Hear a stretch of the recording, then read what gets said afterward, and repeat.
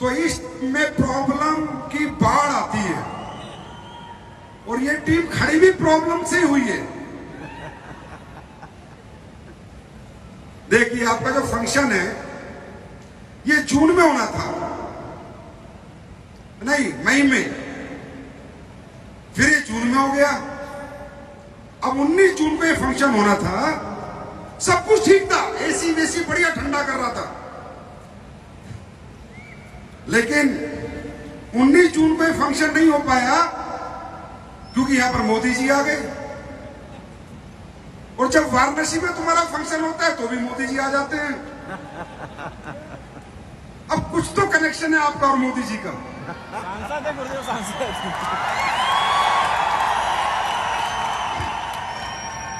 जब मोदी जी दोबारा प्रधानमंत्री बने थे तो वाराणसी के खोल में आपका फंक्शन था, तो वहां भी मोदी जी आ गए। अब इसका मतलब ये टीम कहीं ना कहीं देश की सबसे पावरफुल हस्ती से कनेक्ट है। अच्छा, अब फंक्शन फिर कैंसिल हो गया 19 जून का। फिर बोला जी 3 जुलाई का कर लें। मैंने कहा वही कर लो। सर आप आ जाओगे? मैंने कहा मैं तो हमेशा हाजिर हूं, लेकिन मुझे पता था इस टीम में दिक्कत जरूर कुछ ना कुछ उस दिन बड़ी आएगी, क्योंकि ये टीम खड़ी दिक्कतों पे हुई है। वो दिक्कत मैं भी आपको बताने वाला हूं, एक स्टोरी। अब भाई साहब, परसों अविनाश जी का फोन आता है, रोलिंग एवेक्शन के मालिक का, सर एसी खराब हो गया, इस इंदिरा गांधी स्टेडियम से लेटर आया है कि शो को आगे बढ़ा दो। मैंने कहा अभी एसी खराब हुआ, अगली बार पंखे भी खराब हो जाएंगे, टीवी एसी है।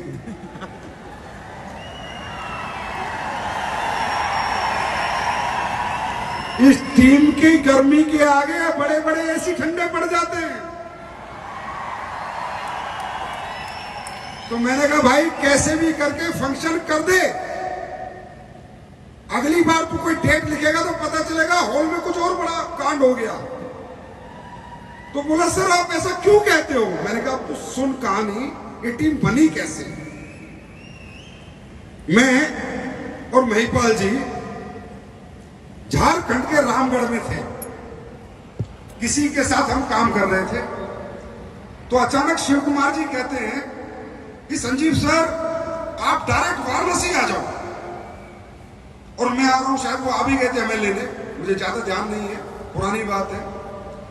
तो मैंने 5 साल से अपनी जिंदगी में, मतलब 2016 से पहले 5 साल से पहले से मैंने फ्लाइट में ही ट्रैवल करता था, तकरीबन फ्लाइट में। और अगर फ्लाइट नहीं है तो राजधानी तो है ही, नहीं तो कार। तो मैंने कहा बिल्कुल शिव कुमार जी। बोला सर हम लोग वाराणसी में काम शुरू करने वाले हैं और आपको एक बार मैं मिलवाना चाहता हूं अपने लोगों से, तो आप रांची से, रामगढ़ से सीधे वाराणसी आ जाए। मैंने कहा बताइए कैसे आना है? बोला सर थोड़ी सी तकलीफ होगी। और तकलीफ तो इस टीम में शुरू हो गई थी। मैंने कहा क्या? बोला सर ना तो कार का रास्ता है, ना राजधानी का रास्ता, ना कोई फ्लाइट है। मैंने कहा फिर कैसे आना है? लोकल बस में चलना है सर।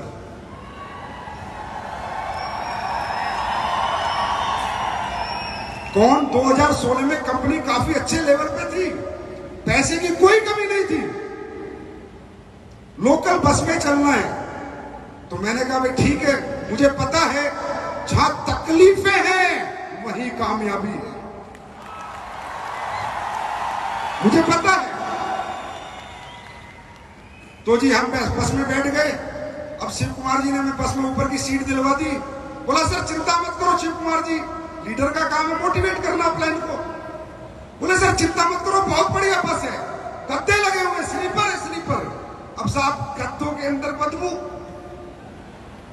कंबल के अंदर बदबू, पता नहीं कितने लोगों की टाट का तेल उस तकिए पे था, भगवान जाने। मैं बड़ी मुश्किल से उसमें बैठा, हम चल दिए। अब बस कहीं रुकी, मुझे भूख लगी हुई थी, तो मैंने कहा भाई खाना खाएंगे। तो बस रुकी, मतलब मैंने अपनी जिंदगी में उससे घटिया ढाबा और घटिया खाना अपने जीवन में आज तक तो नहीं देखा। बस रुकी, शिव कुमार जी बोले सर खाना खा लो। तो खाने का नाम क्या था? तड़का रोटी, तड़का रोटी, तड़का रोटी। सारा जिंदगी में रोटी सुनी, पर तड़का रोटी पहली बार सुनी। जितनी भी हमसे खाई गई खाई नहीं गई। आधी रोटी में हमारे तड़क भड़क हो गए। आधी रोटी में मैं तड़क भड़क हो गया था तड़का रोटी से। फिर आगे गए, प्रॉब्लम सुनो तो पता चला कि बस से उतरने के बाद हमें एक बहुत ही बेहतरीन लीडर लेने आए हुए हैं, वो भी कार के साथ। मैंने कहा बहुत बढ़िया। बोला लेकिन सर उनको कार चलानी नहीं आती, आज पहली बार कार के साथ आए हैं। मैंने कहा साला टीम बनाने आया हूं या अपनी कमर खुदवाने आया हूं।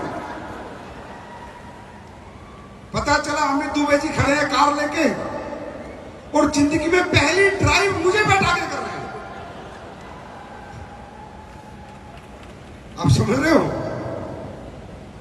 फिर ये मुझे लेके चले जाते हैं, चलो वहां पर मैं लोगों के साथ बैठता हूं।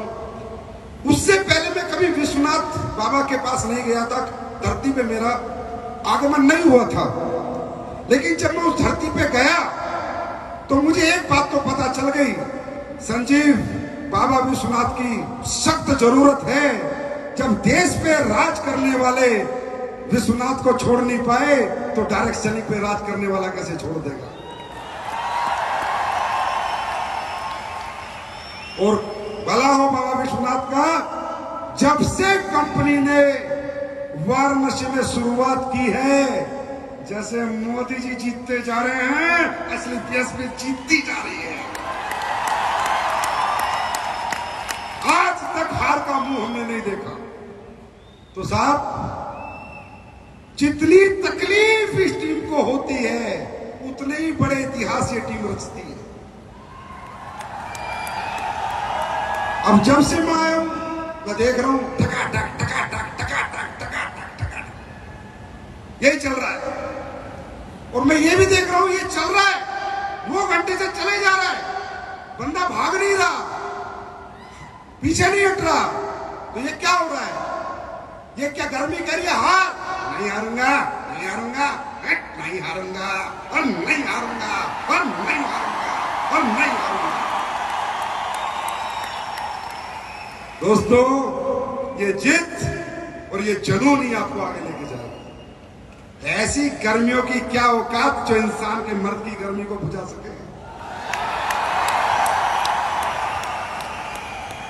ये गर्मी आनी जानी है, आज गर्मी कल सर्दी, लेकिन जो हमारे अंदर गर्मी है ये खत्म नहीं होना चाहिए। और जो गर्मी तुम झेल रहे हो ना, जितने झेल रहे हैं, जो बाहर भाग गए उनका तो हो गया, विकेट गिर गया, जो बाहर गए उनका विकेट तो गिर चुका, लेकिन जो डटे हुए हैं याद रखना अभी तो ये गर्मी है, अब जेब भी गर्म होने वाली है।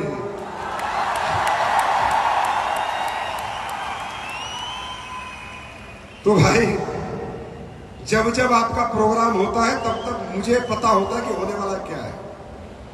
और अब ये भी पता है कि आज के बाद ये टीम क्या करने वाली है, ये भी पता है।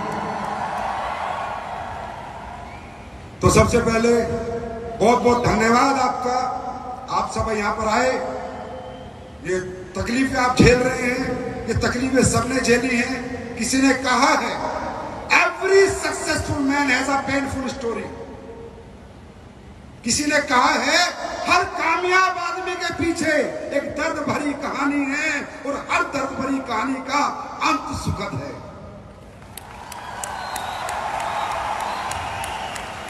तो आप सब जो भी तकलीफ अपने जीवन में झेलेंगे, जितना लड़ेंगे उतने ही मजबूत होंगे।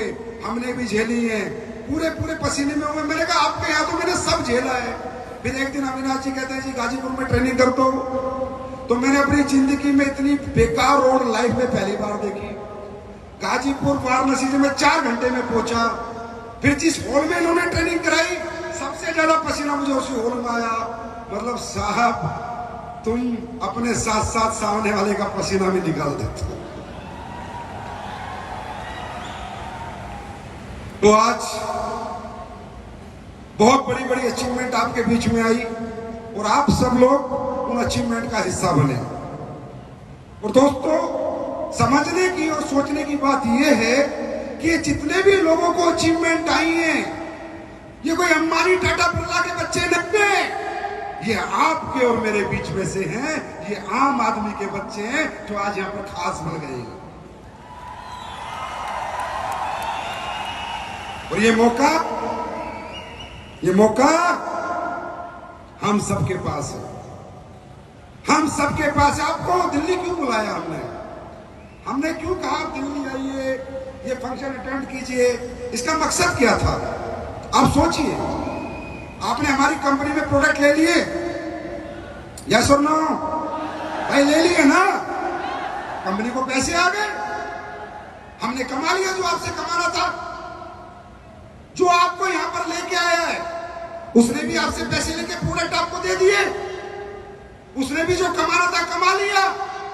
फिर क्यों मेहनत करके आपको लेके आया है? क्योंकि वो कमाना नहीं चाहता, वो आपको कमाना चाहता है। वो आप सबको कमाना चाहता है।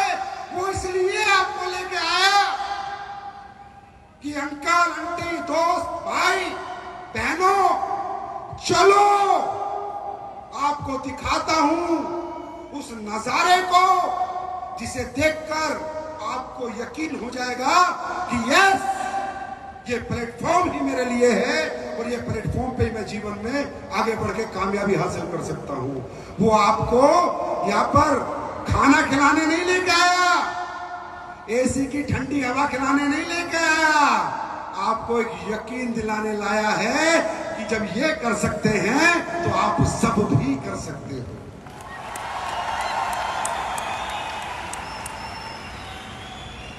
तो एक बात याद रखना, ये दुनिया अलग है। आप बाहर की दुनिया से हमारा कंपेयर करोगे तो आप फंस जाओगे, असमंजस में फंस जाओगे, आप सही गलत का फैसला नहीं ले पाओगे। और अगर आप हमारी दुनिया को समझोगे तभी आप यहां पर सही और गलत फैसला ले पाओगे। ये दुनिया अलग है, ये बाहर की दुनिया नहीं है। बाहर कोई नहीं पूछेगा आपको, हम आपको भरोसा दिलाते हैं, विश्वास दिलाते हैं, आप कर सकते हो, बड़े आदमी बन सकते हो, आप सपने पूरे कर सकते हो, आप अच्छी जिंदगी जी सकते हो, आप गरीब के घर से हो, मिडिल क्लास घर से हो, अपर मिडिल क्लास से, अपर क्लास, कोई फर्क नहीं पड़ता। और बाहर की दुनिया कामयाबी की कीमत लेती है और हमारी दुनिया कामयाबी की कोई कीमत नहीं लेती आपसे। बाहर की दुनिया में जाओगे, कामयाबी मांगोगे, पैसा मांगोगे, सफलता मांगोगे तो आपसे पूछेगा कितना पढ़ा है, कितना एक्सपीरियंस है। 12वीं है तो 10,000, बीए है तो 15,000, एमए है तो 20,000, एमटेक है तो 30,000, एमएससी है तो 25,000। बाहर की दुनिया कामयाबी की कीमत लगा के बैठी है। या तो डिग्री ले जाके दो या तजुर्बा ले जाके दो, तब आपको आपकी औकात नापते। औकात कि तेरी औकात 15,000 की है, तेरी 20 की है, तेरी 25 की है, तेरी 30 की है, इससे ज्यादा कुछ नहीं, क्योंकि तेरे पास ये डिग्री है। बाहर की दुनिया में कामयाबी मांगोगे तो टैलेंट मांगेंगे कि क्या टैलेंट है, किस बात के पैसे दूं मैं तुझे। बाहर की दुनिया में कामयाबी मांगोगे तो पूछेगा कितना पैसा लगा सकता है पैसा कमाने के लिए। बाहर की दुनिया कामयाबी की कीमत लगा के बैठी है, डिग्री के नाम पे, टैलेंट के नाम पे, दौलत के नाम पे। और हमें कामयाबी की कीमत क्या लेते हैं? आपकी हिम्मत के नाम पे, आपके जज्बे के नाम पे।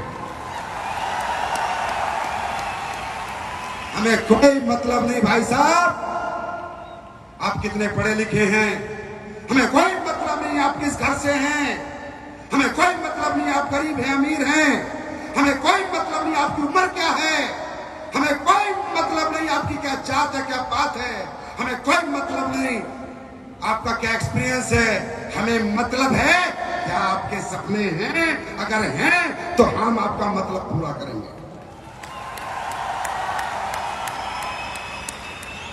क्या सपने हैं? क्या आपके सपने हैं? और यहां पर कोई बड़ा नहीं, कोई छोटा नहीं, कोई एमडी नहीं, कोई सीईओ नहीं। ये तो डिग्रियां आप लोगों ने दे रखी हैं। कोई रॉयल एम्बेसडर नहीं, कोई एम्बेसडर नहीं। हमें रैंक मिला अपनी मेहनत के अनुसार, लेकिन ये दुनिया का इकलौता प्लेटफॉर्म है जहां हम सब एक हैं, एक हैं, एक हैं। क्यों? क्योंकि हम सबकी मंजिल एक है, हम सबकी मंजिल एक है। आप भी ब्रांड एम्बेसडर बन सकते हो, आप भी, आप भी, आप भी, आप भी, आप भी, आप भी। तो यहाँ कोई छोटा बड़ा नहीं है, ये वो परिवार है जहाँ सब एक सपने के लिए और एक मंजिल के लिए मेहनत करते हैं।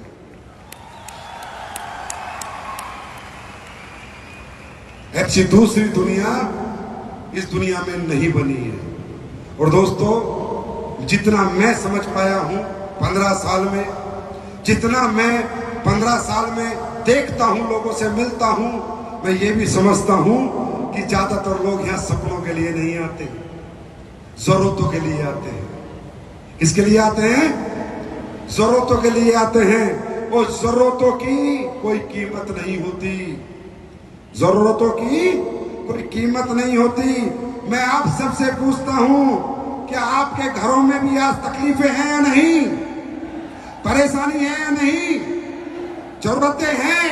कोई किराए के घर पे रहता होगा, किसी का 1 कमरे का घर होगा, किसी का 2 कमरे का घर होगा, किसी को कोई मोटरसाइकिल पे होगा, कोई साइकिल पे होगा, कोई कार में होगा, किसी के बच्चे अच्छे स्कूल में होंगे, किसी के सरकारी स्कूल में होंगे, किसी के माँ बाप बीमार होंगे। कोई ना कोई जरूरत, कहते हैं जरूरत ही आविष्कार की जननी है। और इस दुनिया में कोई भी आदमी अगर प्रयत्न कर रहा है, प्रयास कर रहा है, मेहनत कर रहा है, तो अपने परिवार की जरूरतों के लिए कर रहा है, ना कि सिर्फ सपनों के लिए। किसके लिए कर रहा है? सिर्फ जरूरतों के लिए कर रहा है दोस्तों, ना कि सपनों के लिए। तो एक बात याद रखना, ये व्यापार, ये डायरेक्ट सेलिंग इंडस्ट्री हमारा किसी का शौक नहीं है, हमारा किसी का शौक नहीं है। घर घर जाना, लोगों को समझाना, लोगों को प्रोडक्ट बेचना, उनसे पैसे लेना, ये किसी का शौक नहीं है। ये शौक बनाना पड़ता है क्योंकि इसके सिवा कोई रास्ता नहीं है, इसके सिवा कोई रास्ता नहीं है। ये हमारी मजबूरी है। तो दोस्तों, एक बात याद रखना, तुम तो 8-9 घंटे की गर्मी झेल रहे हो, वो भी करोड़पति अरबपति बनने के लिए झेल रहे हो, करोड़पति और अरबपति बनने के लिए झेल रहे हो। अगर जरूरतों की कीमत पता करनी है तो उस फौजी से पूछो जो जैसलमेर के 52 डिग्री टेम्परेचर में पूरी गर्मी का मौसम निकाल रहा है, सिर्फ इसलिए कि परिवार की जरूरतें पूरी करनी है। अगर जरूरतों की कीमत का अंदाजा लगाना है तो उस व्यक्ति से पूछो जो सऊदी अरेबिया में, दुबई में 3 साल से मजदूरी कर रहा है और 3 साल बाद आके अपने बच्चों से मिल रहा है गर्मी के 48 डिग्री टेम्परेचर में। ये लोग, ये हिम्मत, ये जज्बा सिर्फ दौलत के लिए नहीं लाते, अपने परिवार की जरूरतों के लिए लाते। दोस्तों, लड़ाई अगर दौलत की होगी तो हार या जीत हो सकती है, और लड़ाई अगर जरूरतों की हो गई तो पक्का जीत ही होती है।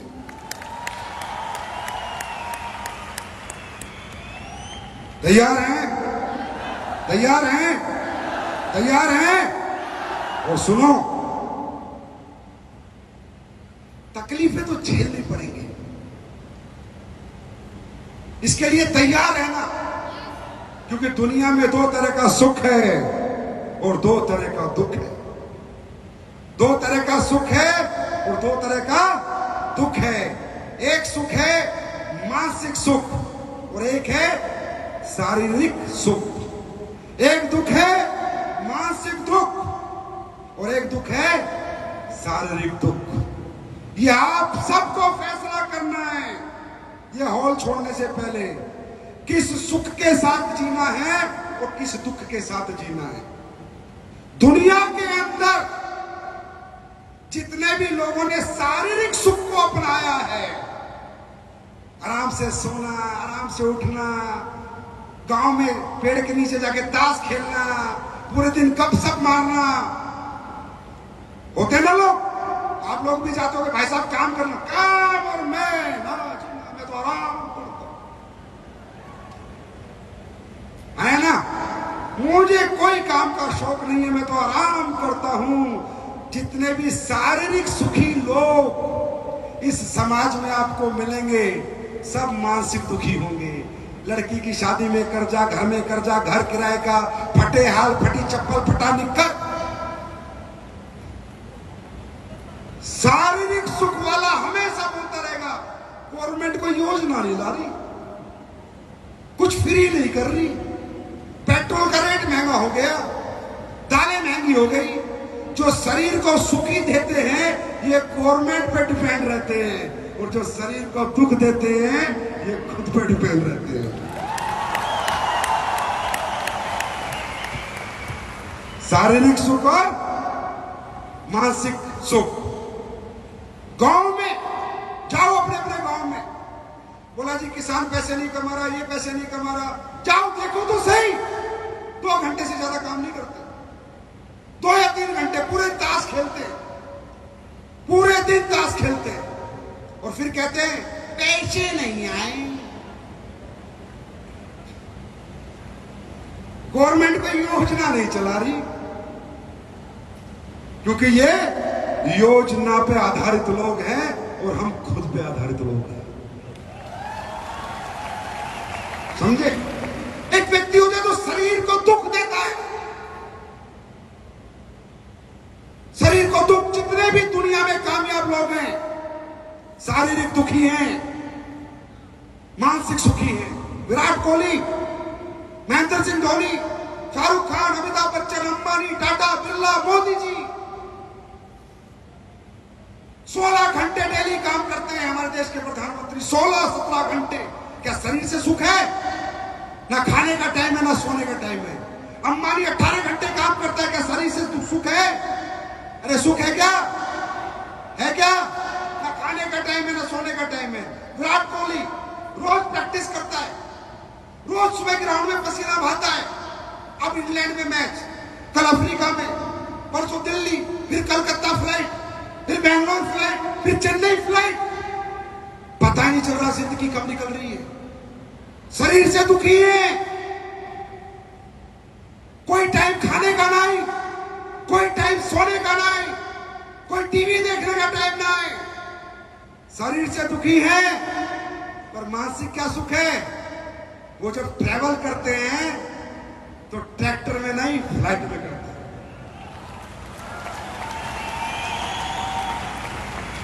वो जो खाते हैं वो मजबूरी का नहीं, मर्जी का खाते हैं। जो शरीर को दुख देते हैं, वो जो पहनते हैं वो मजबूरी का नहीं, मर्जी का पहनते हैं। अंडरस्टैंड? और शारीरिक दुख है। अब मोदी जी से कोई कहे सर आपको 16-17 घंटे अपने शरीर को इतना भी सुख नहीं देते, शरीर से दुखी, पर मानसिक सुख क्या है? I am the prime minister of India. यह है मानसिक सुख। तो ये ज्यादातर फेलियर लोग शरीर को कष्ट देना नहीं चाहते, और कामयाब लोग इस शरीर को रगड़ देते हैं, रगड़।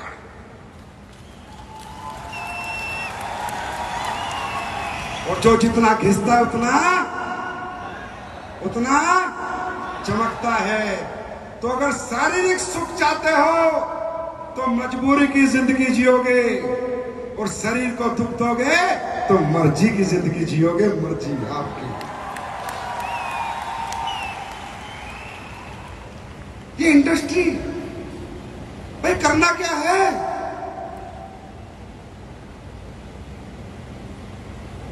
शरीर को दुख दे रहा हूं।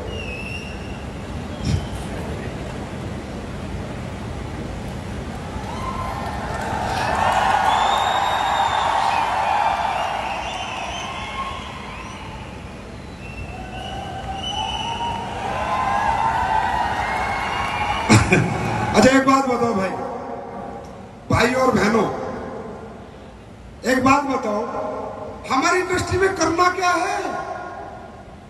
पैसे मर्जी के, जिंदगी मर्जी की, नाम मिलता है, सम्मान मिलता है, दाम मिलता है और पहचान मिलती है।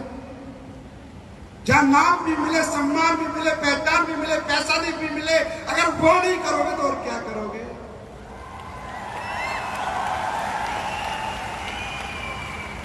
अरे हो गए दिल्ली में 2-2 हजार करोड़ के लोग, पड़ोसी नहीं जानता कौन है। हम कमाते हैं 2 लाख, पूरा हिंदुस्तान जानता है हम कौन है। वो सब यहां मिलता है। और ये सब पाने के लिए करना क्या है?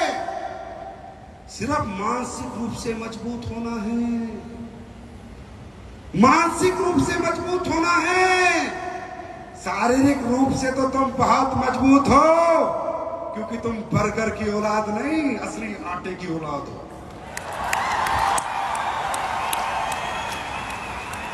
तुम किसी सेठ के बच्चे हो क्या?